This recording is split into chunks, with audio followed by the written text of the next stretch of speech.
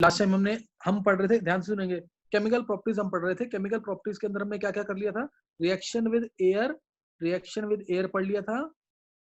दूसरा reaction with water, दो चीजें खत्म कर ली है, अल्कली मेटल्स के लिए भी, अल्कलाइन अर्थ मेटल्स के लिए। नोट्स बहुत प्रॉपर बनाना। तो केमिकल प्रॉपर्टीज हमने दो चीजें खत्म कर ली थी। Now it is reaction with hydrogen. Reaction with hydrogen,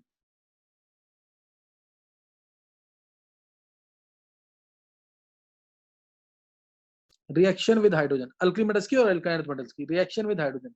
जैसे हाइड्रोजन की रिएक्शन होगी तो क्या बनेगा? सबको, हर किसी को पता ही है। Li+H2 क्या बन जाएगा? सोडियम प्लस H2 क्या बन जाएगा? बताने की जरूरत नहीं होनी चाहिए, ऐसे ही आगे ऐड करेंगे। K+H2 क्या बन जाएगा? अगर बेरिलियम भी है, बेरिलियम तो नहीं बनाता इसमें डायरेक्टली। बेरिलियम में जैसे Ca+H2 क्या बन जाएगा? कैल्शियम ले लिया अगर मैंने, बोलेंगे, बताएंगे एक बार क्या बनेगा?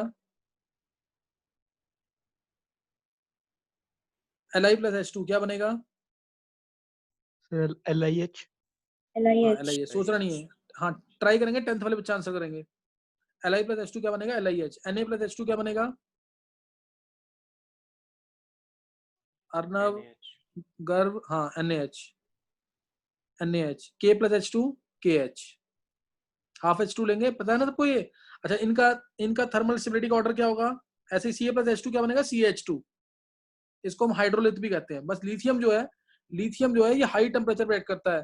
अराउंड टेम्परेचर ये होता है इसका 1000 के आसपास, 1100 के आसपास, 1073 केल्विन के आसपास। बाकी सब जल्दी रिएक्ट कर जाते हैं, फिर भी 673 केल्विन के आसपास। लिथियम का टेम्परेचर ज्यादा चाहिए तो कम रिएक्टिव होता है। लिथियम कम रिएक्टिव होता है, टेम्परेचर ज्यादा चाहिए होता है इसलिए। अच्छा, और जितने भी अल्कली मेटल के हाइड्राइड्स हैं वो आयनिक सॉलिड्स होंगे, हाई मेल्टिंग पॉइंट होगा उनका। आयनिक सॉलिड्स होंगे, हाई मेल्टिंग पॉइंट। इन तीनों को अरेंज करना है, ध्यान देंगे, इन तीनों को अरेंज करना है थर्मल स्टेबिलिटी में। क्या होगा थर्मल स्टेबिलिटी का ऑर्डर इनका? सर LiH की सबसे ज्यादा, डिक्रीज। फिर NaH, सर LiH की सबसे ज्यादा। हाँ LiH, ये 10th वाले बच्चे बोलेंगे, बाकी 11th वाले नहीं बोलेंगे अभी। जब ये अटकेंगे तब बोलना तुम लोगों को। LiH, NaH, KH, ये थर्मल स्टेबिलिटी का ऑर्डर है। ये मैंने बता रखा है सबको कि एनायन अगर एक एटम वाला है तो कैटायन छोटा होना चाहिए। एनायन अगर एक एटम वाला है तो कैटायन छोटा होना चाहिए। LiH, NaH, KH, order of thermal stability. Clear? Order of thermal stability. तो ये ध्यान रखना इसके अंदर, ऑर्डर ऑफ थर्मल स्टेबिलिटी। अब मैं एक क्वेश्चन पूछ रहा हूँ इसके अंदर, अगर मैं इसमें H2 डालता हूँ तो क्या मिलेगा, या इसमें H2 डालता हूँ तो क्या मिलेगा? सबने पढ़ा हुआ, ये सबने पढ़ा हुआ, कोई दिक्कत नहीं आनी चाहिए इसमें। क्या मिलेगा?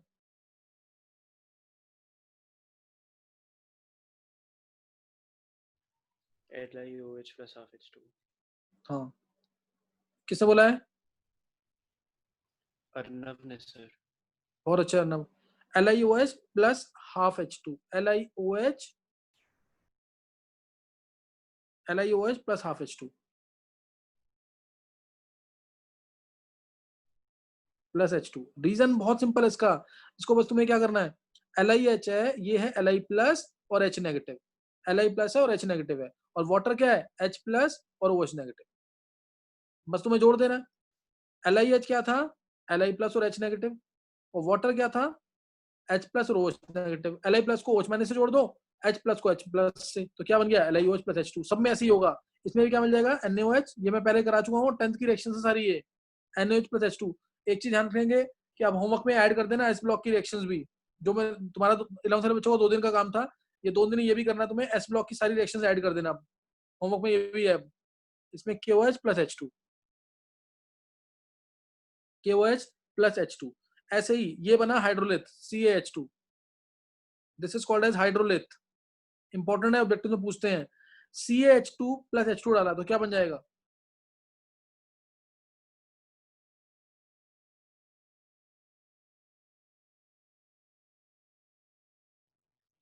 CaOH whole twice plus H2।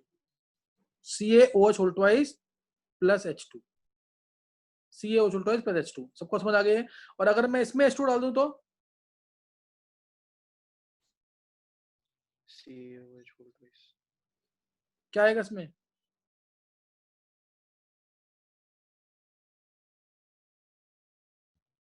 Sir, CaOH whole twice. हाँ, ये तो 10th की Plus रिएक्शंस O. हैं। प्लस क्या आएगा?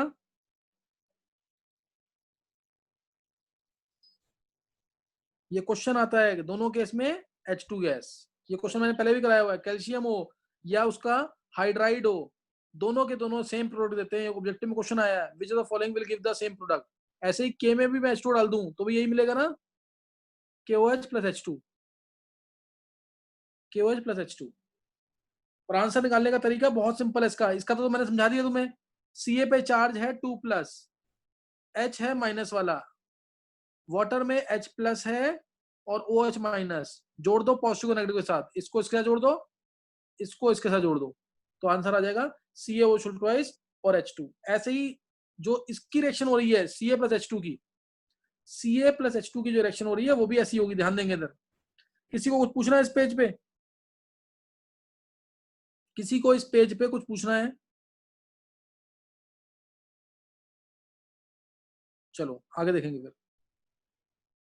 Ca की जो रिएक्शन हुई ना H2 के साथ, Ca प्लस H2O के साथ रिएक्शन जो हुई है, मैंने बोला CaOH होल ट्वाइस बना प्लस H2। सोचना बहुत सिंपल है। देखो कैल्शियम है, मेटल का काम क्या होता है? इलेक्ट्रॉन रिलीज करना। मेटल ने इलेक्ट्रॉन दे दिए 2। वाटर क्या है? H प्लस और OH आयंस, बस जोड़ दो इसको। H प्लस को इलेक्ट्रॉन जब 2 मिलेंगे क्या बन जाएगा? H2 gas. 2H प्लस लिया, 2H प्लस प्लस 2 इलेक्ट्रॉन क्या देगा? H2 gas. मिल गई ना H2 गैस। और Ca2 प्लस और OH आयंस जुड़ेंगे तो क्या मिल जाएगा? CaOH twice. हो गई रिएक्शन। थोड़ा सा तो खुद दिमाग लगाओगे ना तो आंसर मिल जाएंगे ऐसे। समझ आ गया सबको कि नहीं है?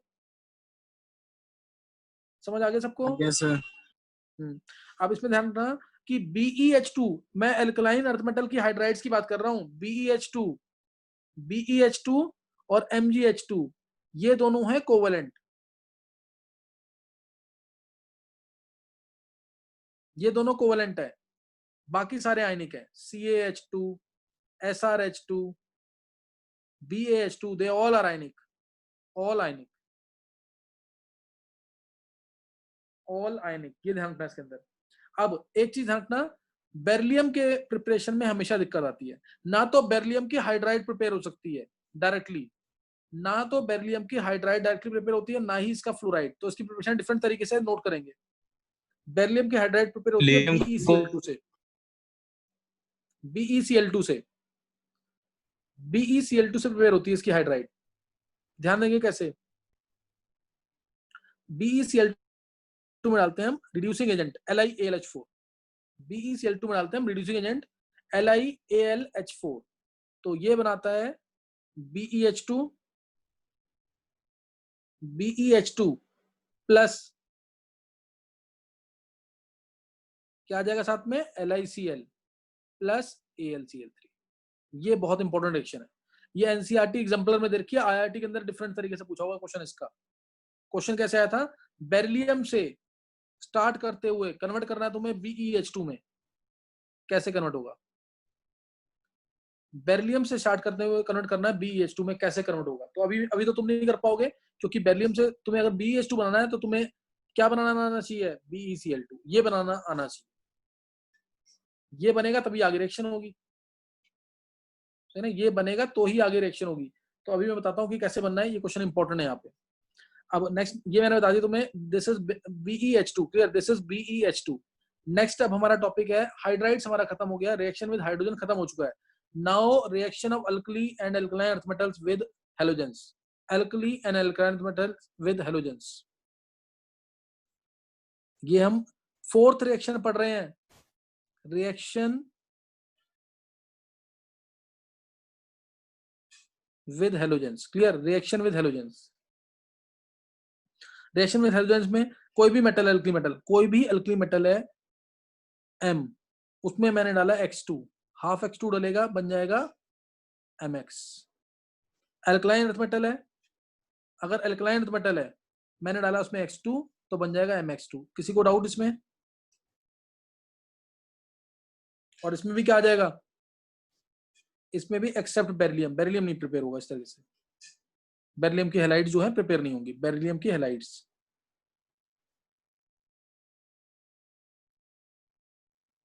तो ध्यान देंगे देन, जैसे अगर मेरे को प्रिपेयर करना है, अगर NaCl प्रिपेयर करना है तो मैं क्या करूंगा, Na प्लस हाफ Cl2 क्या दे देगा, NaCl, Ca प्लस Cl2 क्या दे देगा, CaCl2। ये डायरेक्ट प्रिपेयर हो सकते हैं ऐसे, ये डायरेक्ट प्रिपेयर हो सकते हैं इस तरीके से। बस जब ऊपर वाला एलिमेंट है तो टेम्परेचर हाई होगा, जैसे मैग्नीशियम के साथ भी अगर Cl2 की रिएक्शन होगी तो टेम्परेचर हाई रखेंगे, हाई टेम्परेचर पे प्रिपेयर होगा, क्लियर, हाई टेम्परेचर पे प्रिपेयर होगा। और BeCl2 MgCl2 दोनों कोवेलेंट, LiCl भी कोवेलेंट, LiCl भी कोवेलेंट, BeCl2 और MgCl2। अल्कलाइन अर्थ मेटल में या अल्कली मेटल में पहले LiCl कोवेलेंट है, ऊपर वाला हमेशा कोवेलेंट होगा, फिर नीचे जब जाएंगे तो क्या होगा, MgCl2 और BeCl2, ऊपर वाले हमेशा कोवेलेंट, क्योंकि वो इलेक्ट्रॉन रिलीज नहीं करेंगे, वो इलेक्ट्रॉन शेयर करेंगे। ऐसे ही LiCl भी कोवेलेंट है। अब मैं बता रहा था तुम्हें कि बेरिलियम की जो हैलाइड है वो प्रिपेयर नहीं होती। बेरिलियम की हैलाइड अगर मेरे को प्रिपेयर करना है, ध्यान देंगे, अगर मेरे को प्रिपेयर करना है BeF2 तो उसके लिए हम नोट करते हैं NH4 whole twice BeF4, NH4 whole twice BeF4,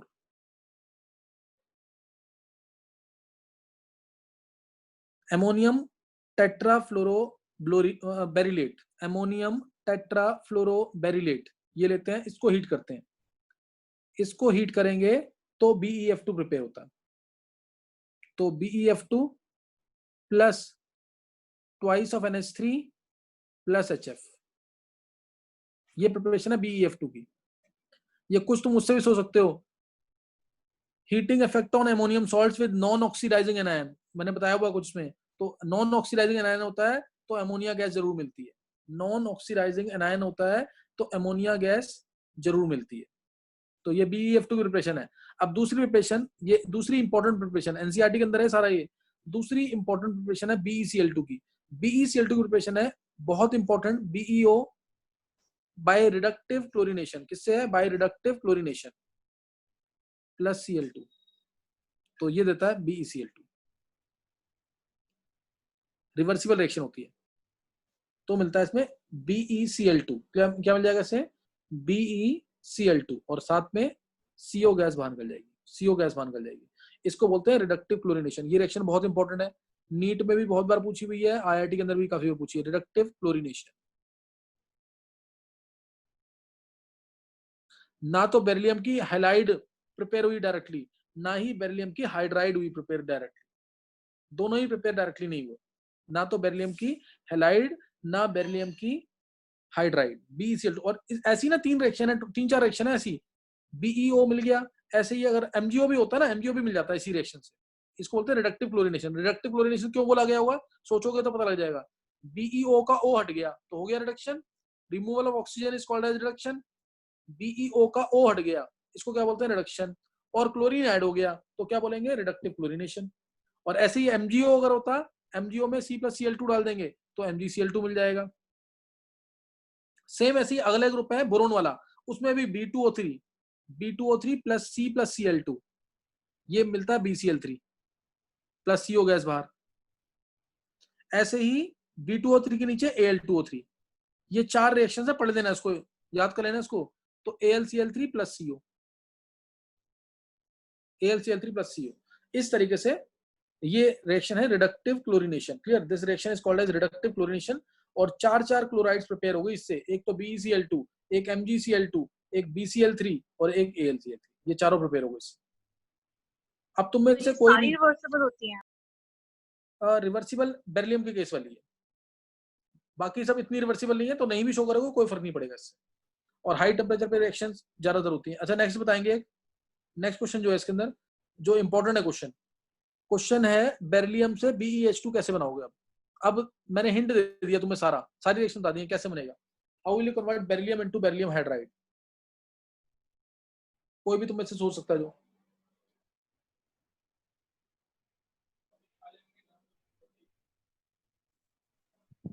sir विधि, सर चलो बोलो, विधि बोलो। सर इसका पहले रिडक्टिव क्लोरीनेशन करके BeCl2 मिलेगा, फिर उसके बाद वो गलत हो रिएक्शन गया, कर देंगे। विधि गलत हो गया। सर कशिश, बोलो कशिश।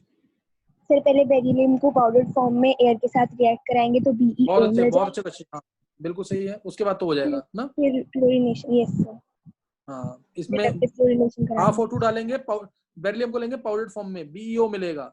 इसमें करेंगे रिडक्टिव क्लोरीनेशन C+Cl2, तो BeCl2 मिल जाएगा, और CO गैस बाहर, माइनस CO गैस बाहर हो गई। अब इसमें डाल देंगे LiLH4,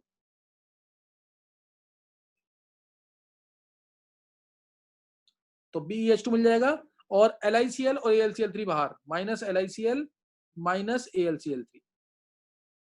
अच्छा 10th वाले बच्चे ने, किसी ने निकाला था आंसर ये?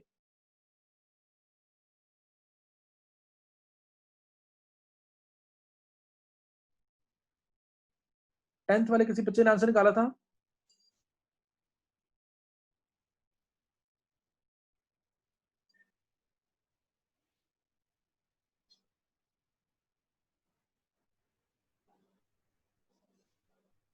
नहीं, नो सर। चलो कुछ नहीं। अच्छा समझ आ गया कि समझ भी नहीं आया? समझ भी नहीं आया? आगे सर आ गया। चलो ये आना चाहिए, कोई अभी रिएक्शन पढ़ाएंगे सारी, ये ऐसा नहीं कि बहुत टफ था ये, तो ऐसे क्वेश्चन पूछ लेता जेईई एडवांस में, पूछे हुए क्वेश्चन इस टाइप के, तो ये आना चाहिए तुम्हें।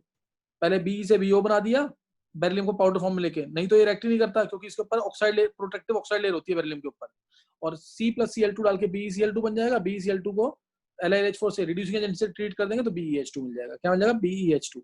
तो अब नोट करना है आगे, रिड्यूसिंग कैरेक्टर। इसका क्वेश्चन ना, इसका क्वेश्चन स्कूल में ना जरूर आएगा, इसका क्वेश्चन स्कूल में जरूर आएगा।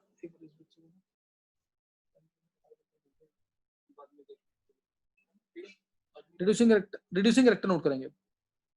Reducing character clear. इसका क्वेश्चन मैं दोबारा बोल रहा हूं तुम्हें, इसका क्वेश्चन पेपर में जरूर आता है। क्वेश्चन भी मैं बता दूं तुम्हें, लिथियम अगर मैं बात करूं रिड्यूसिंग कैरेक्टर की, ध्यान देना, किसी भी ग्रुप के लिए reducing character, lithium, sodium, potassium, rubidium, caesium, francium.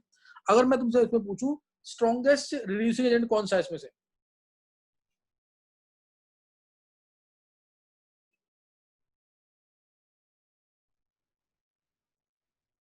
CS, sodium, sir caesium. Caesium, हाँ सीजियम। एक मिनट, सीजियम किसने आंसर दिया है? सर सम्यक। प्रविधि, हाँ सम्यक, बहुत अच्छे। जिसने सीजियम आंसर दिया है, आंसर उसका सही नहीं है, कंसेप्ट क्लियर है, क्योंकि नीचे जाते हैं साइज बढ़ेगा, साइज बढ़ेगा तो फिर इलेक्ट्रॉन रिलीज करने की टेंडेंसी बढ़ जाएगी। जो इलेक्ट्रॉन जल्दी रिलीज करता है वो अच्छा रिड्यूसिंग एजेंट होता है, या उसका मेटेलिक कैरेक्टर ज्यादा होता है, या उसका इलेक्ट्रोपॉजिटिव कैरेक्टर ज्यादा होता है, या उसकी आयनिक बॉन्ड बनाने की टेंडेंसी ज्यादा होती है। लेकिन ये है एक्सेप्शनल केस। पूरे पीरियोडिक टेबल के अंदर या इस ग्रुप के अंदर लिथियम जो है सबसे वीक रिड्यूसिंग एजेंट होना चाहिए था, लेकिन है सबसे strong. Lithium is the strongest reducing agent in this group, and in fact it is the strongest reducing agent in the whole periodic table. E not value जो है ना, E नॉट होता है इलेक्ट्रोड पोटेंशियल। E नॉट क्या है? Electrode potential. Zero का मतलब होता है स्टैंडर्ड इलेक्ट्रोड पोटेंशियल। लिथियम का जो है वो ये होता है Li+ से Li,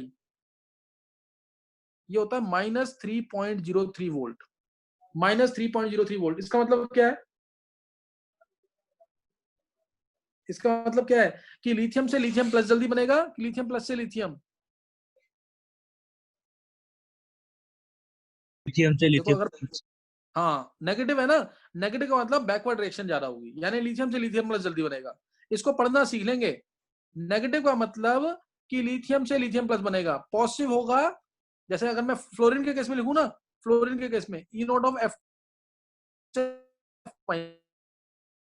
पोटेंशियल, रिडक्शन पोटेंशियल क्यों कह रहे हैं? क्योंकि 0 से -1 हो रहा है, इसमें +1 से 0 हो रहा है। तो ये मैंने दोनों क्या लिखे हैं? Reduction potential. ये रिडक्शन पोटेंशियल है, समझ आ गया कि नहीं? नहीं समझ आई बात? रिडक्शन पोटेंशियल का मीनिंग क्लियर हो गया? और इसकी वैल्यू होती है 2.87। सोचो इसकी वैल्यू 2.87, इसका मतलब F से F माइनस बनेगा कि F- से F बनेगा? F से F माइनस। F minus.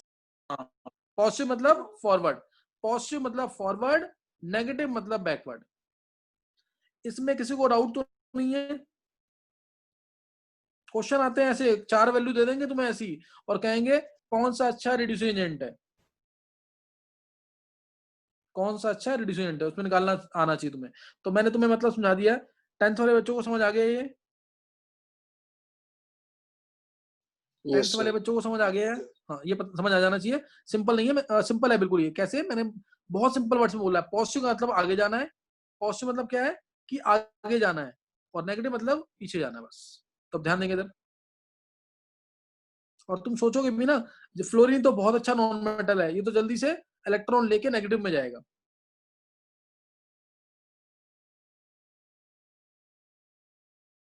अच्छा, एक बार ना 10th वाले बच्चे आंसर करेंगे, देखते हैं बोल पाते कि नहीं। ई नोट ऑफ सीजियम से सीजियम प्लस, ये वैल्यू पॉजिटिव होगी नेगेटिव होगी?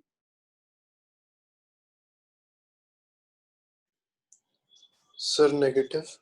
नेगेटिव। नेगेटिव। नेगेटिव। चलो अब 11th वाले बच्चों में से आंसर कौन करेगा कि पॉजिटिव होगी वैल्यू नेगेटिव होगी? Sir positive. विधि ने बोला है। Yes sir. हाँ, विधि क्यों पॉजिटिव है? सर वो जल्दी इलेक्ट्रॉन लूज करेगा। हाँ, ये अर्नव ध्यान दे एक बार, सीजियम से सीजियम प्लस जल्दी बनेगा कि नहीं? सीजियम तो बहुत अच्छा मेटल है, तो पॉजिटिव होगी ना वैल्यू ये। इसके इलेक्ट्रोड पोटेंशियल की वैल्यू पॉजिटिव होगी। ये गर्व, अर्नव, स्वयं, समझ आया कि नहीं ये? Sir, एक बार और समझा दीजिए। दोबारा देखना एक बार और सोचना है। मेटल होगा तो वो पॉजिटिव आयन जल्दी बनाएगा। इधर मैंने क्या लिखा था, लिथियम प्लस से लिथियम। इधर क्या लिखा हूं मैं, सीजियम से सीजियम प्लस। नहीं समझे बात? तो सीजियम से सीजियम प्लस जल्दी बनेगा ना, तो आगे जाएंगे जल्दी, इस वाला पॉजिटिव वैल्यू। अब जैसे मैं ये पूछता हूँ, ध्यान देना इधर। ये 9th या 10th वाले बच्चे आंसर करेंगे, ये वैल्यू पॉजिटिव होगी नेगेटिव होगी?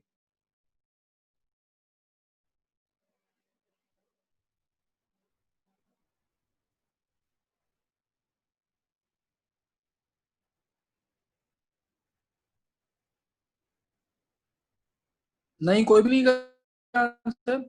स्वयं,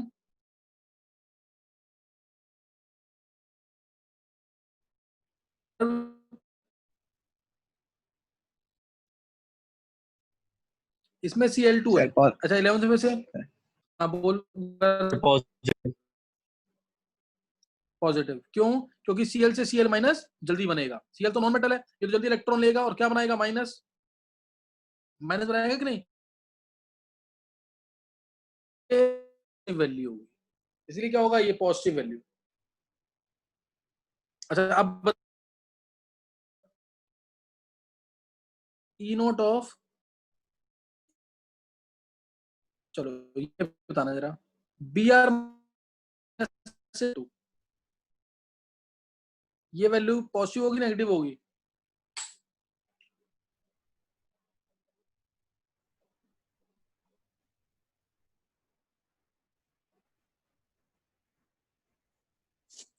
Sir, negative. सर मैं बताऊं गर्व, अगर बोल, सर नेगेटिव होगी।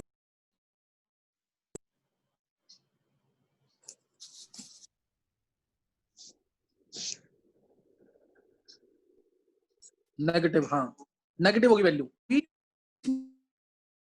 Br माइनस से Br। Sir, आपकी आवाज कट रही है। यस सर, वॉइस नहीं आ रही। Yes sir. Yes sir. Sir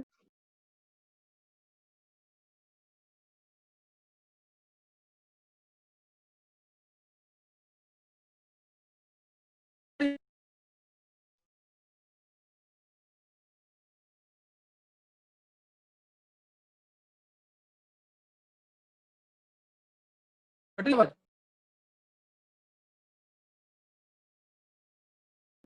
अभी भी कट रही है सर थोड़ा।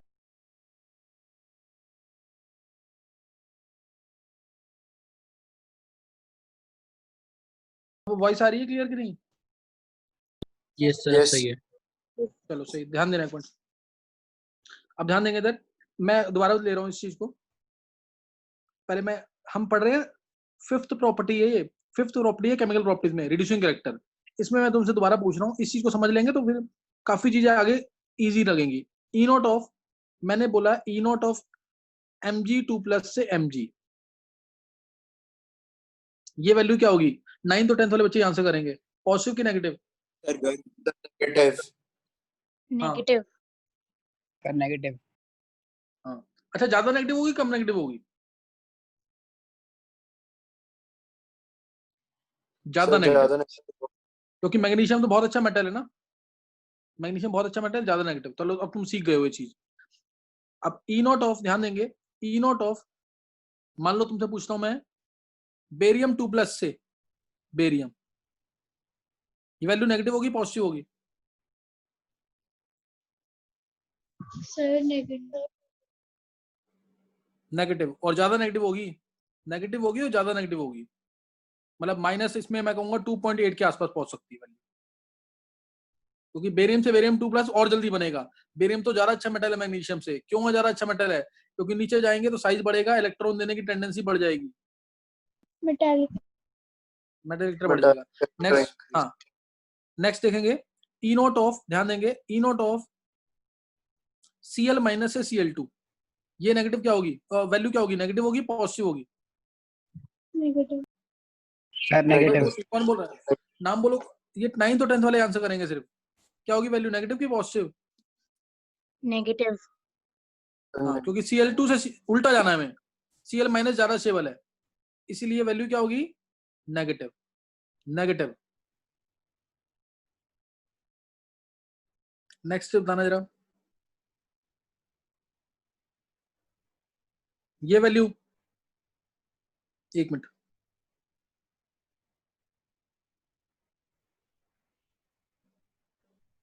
ये वैल्यू क्या होगी? पॉजिटिव। Sir positive. चलो अभी समझ आ गया आपको कि नहीं है? अभी ये सबको समझ आ गया कि नहीं? Yes sir. चलो भाई, ये बहुत छोटी सी बात थी, मेटल है तो मेटल। अच्छा इनमें से ये भी बताना है, पहला वाला पोटेंशियल कौन सा है? रिडक्शन की ऑक्सीडेशन। दूसरा कौन सा? रिडक्शन की ऑक्सीडेशन। तीसरा कौन सा? Reduction oxidation. चौथा कौन सा? Reduction oxidation. ये भी बताएंगे एक बार।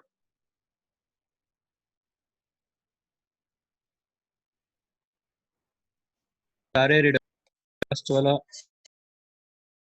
फर्स्ट वाला रिडक्शन। प्लस रिडक्शन, क्यों? +2 से क्या हो रहा है? 0 कम हो रहा है, तो रिडक्शन पोटेंशियल। दूसरा वाला +2 से 0, रिडक्शन पोटेंशियल। तीसरा वाला रिडक्शन। ऑक्सीडेशन। -1 से 0, ऑक्सीडेशन। नहीं समझ आया? और सर गर्व। ऑक्सीडेशन। हाँ, ये ऑक्सीडेशन पोटेंशियल है। ये कौन सा पोटेंशियल है? ऑक्सीडेशन पोटेंशियल, यानी टेंडेंसी टू लूज इलेक्ट्रॉन्स वाला ऑक्सीडेशन पोटेंशियल। ये कौन सा है लास्ट वाला? ऑक्सीडेशन। अब समझ आ गया कि नहीं है? रिडक्शन पोटेंशियल क्या है, ऑक्सीडेशन पोटेंशियल क्या है, क्लियर होना चाहिए सारा। क्वेश्चन पूछे जाते हैं ऐसे इसके। अब हम कर रहे हैं क्वेश्चन टॉपिक इसका, ध्यान देंगे। अब मैंने लिया इसमें lithium, sodium, potassium, rubidium, caesium, ये लिया मैंने। अब E0 वैल्यू जो है इसकी, लिथियम की, लिथियम प्लस से लिथियम, लिथियम प्लस से लिथियम, और E0 वैल्यू से सीजियम प्लस से सीजियम। बताओ कौन सी वैल्यू नेगेटिव में ज्यादा बड़ी होनी चाहिए थी? दोनों, अच्छा दोनों वैल्यू नेगेटिव होंगी पॉजिटिव होंगी, पहले ये बताएंगे। दोनों वैल्यू नेगेटिव होंगी पॉजिटिव? नेगेटिव। नेगेटिव। 9 10th वाले बच्चे बोलेंगे दोनों वैल्यू क्या होनी चाहिए? नेगेटिव। है ना? अब नेगेटिव कौन सी ज्यादा होनी चाहिए, सीजियम वाली कि लिथियम वाली? सर सीजियम वाली। हाँ, ये बात समझ आ गई सबको? समझ, सीजियम वाली ज्यादा नेगेटिव होनी चाहिए थी, लेकिन है लिथियम वाली। सोचो, लिथियम तो बिल्कुल नेगेटिव नहीं होनी चाहिए, क्योंकि लिथियम तो साइज बहुत छोटा है, ये तो इलेक्ट्रॉन रिलीज बहुत डिफिकल्टी से करेगा। लेकिन इसकी वैल्यू -3.03 वोल्ट है, और इसकी जो सीजियम की वैल्यू है -2.93 के आसपास वोल्ट है।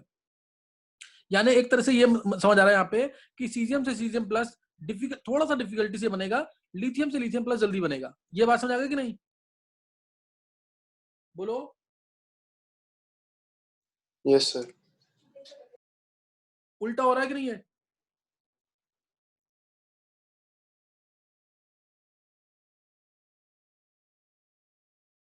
इसी क्वेश्चन को मैं समझाने की कोशिश कर रहा हूं। सबसे इंपॉर्टेंट क्वेश्चन है, ध्यान देंगे। लिथियम का साइज छोटा, small size, ionization energy high, then why it is the strongest reducing agent in the whole periodic table? पूरे periodic table में सबसे अच्छा reducing agent है ये.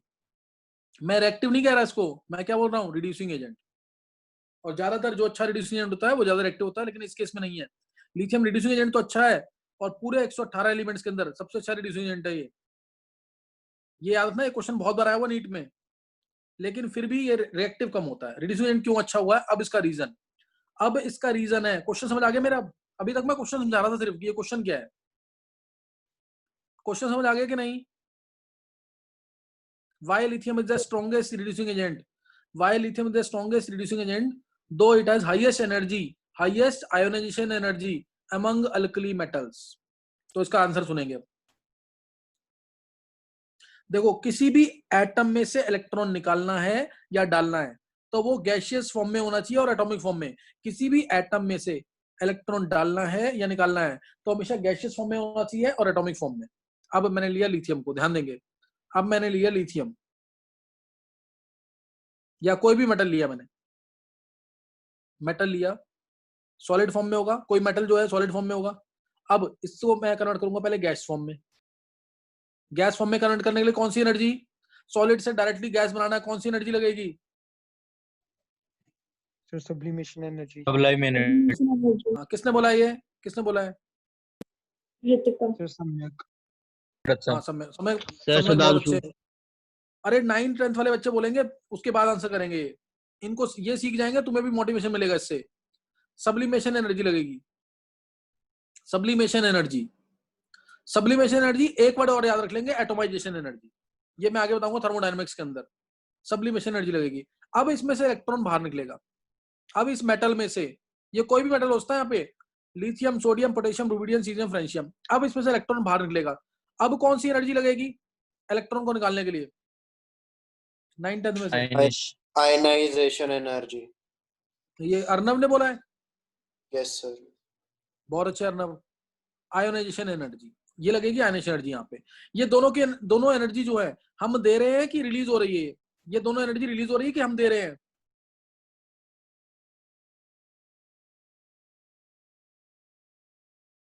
बोलो. सर हम दे रहे हैं. तो हम क्या चाहेंगे, ये ज्यादा हो कम हो? हम क्या चाहेंगे, ये ज्यादा हो कि कम हो? सर ज्यादा. कम हो. कम हो. कम हो. अर्नव कम हो, इसको हम चाहेंगे कम हो. हम कोई चीज दे रहे हैं तब इलेक्ट्रॉन निकल रहा है ना, तो फिर फायदा क्या हुआ उसका? हम तो चाहेंगे कम दे में. अब ध्यान देना इधर. M+ आया. अब मैंने डाला, M+ बन गया ना ये. अब मैंने इसको डाला पानी के अंदर, एक्वा सॉल्यूशन. अब बना M+ एक्वस फॉर्म में और साथ में रिलीज होगी हाइड्रेशन एनर्जी. अब हम क्या चाहेंगे, ये ज्यादा हो कम हो? जो हाइड्रेशन एनर्जी है जो रिलीज हो रही है, ज्यादा हो. किसने बोला है? निशी. बहुत अच्छे निशी. हम चाहेंगे रिलीज एनर्जी है, जो चीज मिल रही है एनर्जी, वो बहुत ज्यादा हो. रिलीज एनर्जी क्या हो? बहुत ज्यादा हो. किसी को कोई डाउट तो नहीं है इसमें? और ये किसके केस में ज्यादा होगी? लिथियम प्लस के, Na+ में इलेक्ट्रॉन तो सब में निकल चुका है, प्लस तो सारे बन चुके हैं. K+, Rb+, Cs+, किस केस में ज्यादा होगी?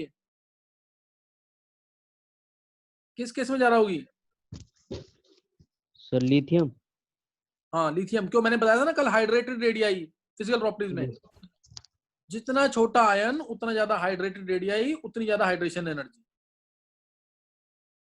इसलिए लिथियम प्लस के केस में हाइड्रेशन एनर्जी इतनी ज्यादा रिलीज होती है कि वो रिक्वायर्ड एक्टिवेशन और रिक्वायर्ड आयनाइजेशन एनर्जी को कंपनसेट कर देती है. इसलिए लिथियम बन जाता है highest strongest reducing agent in the whole periodic table. इस वजह से ये सारा दिखाना पड़ेगा. ये वाली लाइन रिपीट करना.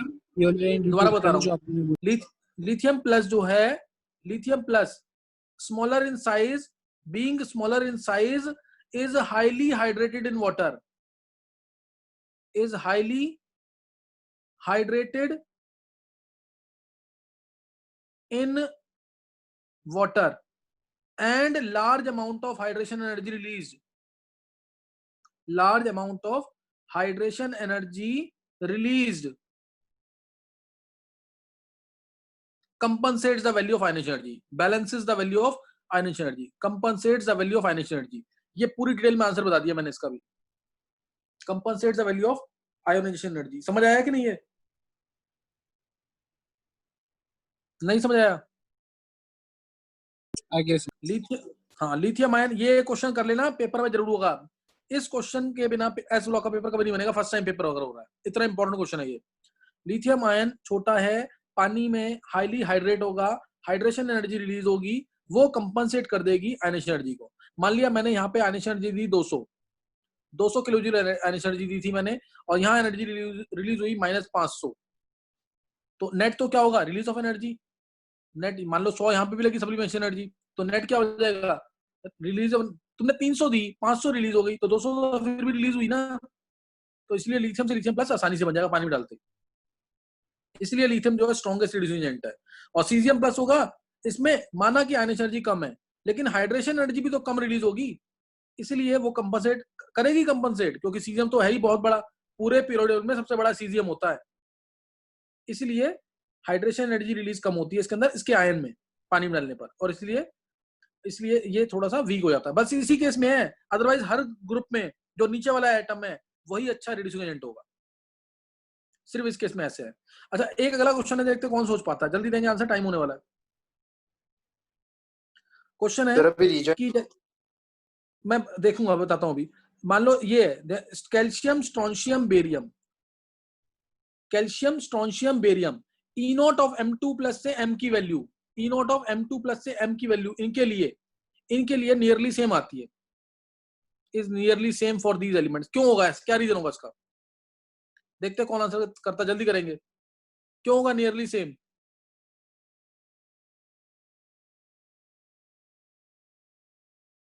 साइज नियरली सेम होगा। साइज तो नहीं बोलोगे, साइज नहीं बोलोगे ना। ई नॉट तो वैल्यू डी किस पर ब्लॉक है डिपेंड ना। करती है? ई नॉट वैल्यू नहीं, ई नॉट वैल्यू किस पर डिपेंड करती है? Sublimation energy. E not value depends upon sublimation energy, ionisation energy and hydration energy. Since electrode potential of these metals depends upon three energies: sublimation energy, ionization energy and hydration energy, which is nearly the same. Therefore they have approximately same electrode potentials, because sum of sublimation energy, ionization energy and hydration energy is nearly the same, so their electrode potential is nearly the same. समझ गए कि नहीं है? नहीं समझ आया? Sir एक बार दोबारा बोल दो प्लीज। क्योंकि इलेक्ट्रोड पोटेंशियल इनका डिपेंड करता है तीन एनर्जीज पे। कौन सी? सब्लिमेशन एनर्जी बताया ना पीछे, सब्लिमेशन एनर्जी, हाइड्रेशन एनर्जी और हाइड्रेशन एनर्जी, ये तीनों का सम सेम होता है, इसीलिए इलेक्ट्रोड पोटेंशियल सेम है। I guess.